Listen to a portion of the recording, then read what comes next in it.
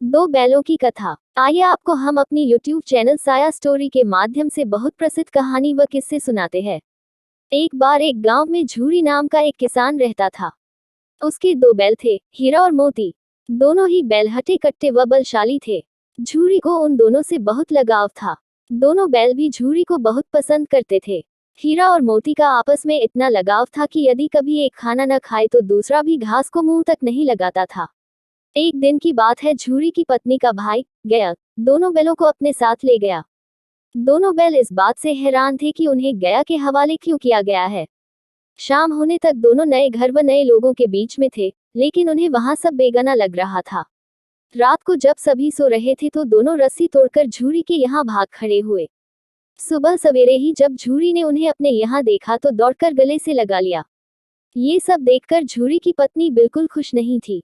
उसने दोनों को खूब खरी खोटी सुनाई और यह निश्चय किया कि दोनों को खाने में केवल सूखा भूसा ही मिलेगा।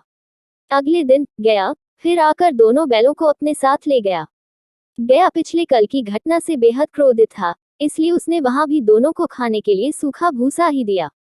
किसी तरह रात कटी और सुबह दोनों को हल जोतने के लिए खेतों में ले जाया गया। हालांकि दोनों ने जैसे एक कदम भी न उठाने की कसम खा रखी थी। दोनों की खूब पिटाई हुई। रात को खाने में फिर भूसा मिला। दोनों निराश खड़े थे कि तभी वहां एक छोटी सी लड़की आई और दोनों को एक एक रोटी खिलाकर चली गई। एक एक रोटी से दोनों का पेट तो नहीं भरा, लेकिन उनके दिल को सुकून जरूर मिल गया था। पता चला कि उस लड़की की सगी माँ के मरने के बाद वह सौतेली माँ के पास रहती थी। उसकी सौतेली माँ उसे मारती रहती थी। शायद यही वजह थी कि उसे बैलों के लिए अपनापन था। दोनों उस छोटी लड़की के बारे में सोचकर चुपचाप अपना समय बिताने लगे। एक रात दोनों ने सलाह करी कि वे दोनों गले में बंधी रस्सी को चबा चबा कर तोड़ देंगे और वहां से भाग जाएंगे। उसी रात जब वे रस्सी को तोड़ने की कोशिश कर रहे थे तो वही छोटी लड़की वहां आई और उसने दोनों को रस्सी से आजाद कर दिया। दोनों ने छोटी लड़की से विदा ली और दौड़ने लगे। इतने में गया को इसकी खबर लगी और वह अपने आदमियों के साथ उन दोनों के पीछे दौड़ पड़ा। हीरा और मोती इतना तेज भागे कि उन्हें अपने घर का रास्ता भी याद न रहा। वे रास्ता भटक गए थे। दोनों को भागते भागते भूख भी लग पड़ी थी। रास्ते में मटर का एक खेत था। दोनों ने वहां जाकर जमकर मटर खाए। अभी दोनों खेत में चर ही रहे थे कि वहां एक सांडा धमका। दोनों ने हिम्मत दिखाकर उसे वहां से खदेड़ दिया। इतने में मटर के खेत के सेवक हाथों में डंडा लिए आ पहुंचे। हीरा के पास भागने का मौका था, लेकिन जब उसने देखा कि सेवकों ने मोती को पकड़ लिया है तो वह लौट गया। दोनों बैलों को पकड़कर मवेशी खाने में बंद कर दिया गया। उस मवेशी खाने में बहुत से जानवर कैद थे। वहां कई बकरियां, घोड़े, भैंसे, गधे बंधे थे, लेकिन किसी को भी खाने को कुछ नहीं दिया जाता था। इस वजह से सभी जानवर कमजोरी के कारण जमीन पर बेजान पड़े हुए थे। जब पूरा दिन बीत जाने पर भी खाने को कुछ न मिला तो हीरा के सब्र का बांध टूट गया। उसने बाड़े की कच्ची दीवार पर जोर से अपने सींग गड़ा दिए। इससे मिट्टी का एक टुकड़ा निकल आया। यह देखकर हीरा को हिम्मत मिली और वह दौड़ दौड़कर अपने सींगों से दीवार की मिट्टी गिराने लगा। तभी मवेशी खाने का चौकीदार हाथ में लालटेन लिए जानवरों की हाजिरी लगाने आ पहुंचा। हीरा की करतूत देखकर उसने उसकी डंडे से पिटाई शुरू कर दी और उसे मोटी रस्सी से बांधकर वहां से चला गया। हीरा ने मोती से कहा, आज अगर यह दीवार गिर जाती तो यहाँ बंधे हुए कितने ही जानवर आजाद हो पाते। यदि ये थोड़े दिन और यहाँ रुके तो कमजोरी से इनका मरना निश्चित है। यह सुनकर मोती बोला, अगर ऐसी बात है तो मैं भी जोर लगाता हूँ।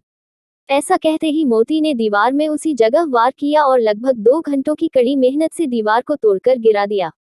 दीवार के गिरते ही घोड़े, भैंसे, बकरियां सब जल्दी से भाग गईं, लेकिन गधे वहीं खड़े रहे। लाख मनाने पर भी गधे अपने डर की वजह से वहीं खड़े रहे। उधर मोती अपने दोस्त हीरा की रस्सी को तोड़ने की पूरी कोशिश करता रहा। अब जब सुबह होने वाली थी तो हीरा ने मोती से कहा, दोस्त, मुझे नहीं लगता कि आज यह रस्सी टूटेगी। तुम यहाँ से भाग जाओ, वरना सबको पता चल जाएगा कि यह सब तुमने ही किया है। मुझे यहीं छोड़कर तुम चले जाओ। यह सुनकर मोती की आंखों में आंसू आ गए। वह हीरा से बोला, मित्र, मैं इतना स्वार्थी नहीं हूं कि मुश्किल के इस समय में तुम्हें छोड़कर चला जाऊं। मैं मरते दम तक तुम्हारे साथ ही रहूंगा। मुझे हर अपराध की सजा स्वीकार है। कम से कम इन जानवरों की जान बचाने का आशीर्वाद तो मिलेगा। इतना कहकर मोती ने गधों को सींग मारकर बाड़े से भगा दिया और स्वयं हीरा के पास आकर सो गया। सुबह होते ही चौकीदार, मुंशी व अन्य सेवकों को जब इसकी भनक लगी तो मोती की खूब मरम्मत हुई और उसे भी मोटी रस्सी से बांध दिया गया। लगभग एक हफ्ते तक दोनों वहीं बंधे रहे, लेकिन उन्हें खाने को कुछ नसीब नहीं हुआ। उन्हें केवल पानी ही पिलाया जाता। दोनों की हड्डियां निकल आई थीं। एक दिन बाड़े के सामने उनकी नीलामी शुरू हुई, लेकिन वो दोनों इतने कमजोर थे कि उन्हें खरीदने के लिए कोई तैयार नहीं था। तभी एक आदमी सामने आया और दोनों बैलों को टटोलने लगा। मुंशी से कुछ मोल भाव करने के बाद वह उन दोनों को लेकर चल पड़ा। दोनों बैलों की नीलामी हो चुकी थी।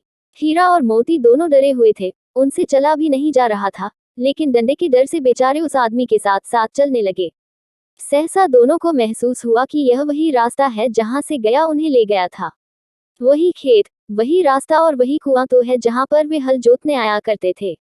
अब उनकी सारी थकान दूर होने लगी और वह दोनों तेज तेज चलने लगे। जैसे ही उन्हें अपना घर और अपने बांधे जाने की जगह दिखाई दी, दोनों भागकर उस ओर चल दिए। द्वार पर झूरी बैठा हुआ था। जैसे ही उसने दोनों बैलों को देखा, उसने उन्हें गले लगा लिया। दोनों बैलों की आंखों में आंसू आ गए। तभी वह आदमी वहां बैलों के पीछे पीछे पहुंच गया और उसने दोनों बैलों की रस्सियां पकड़ ली। झूरी बोला, ये मेरे बैल हैं। आदमी ने कहा, मैंने इन्हें मवेशी खाने की नीलामी से खरीदा है।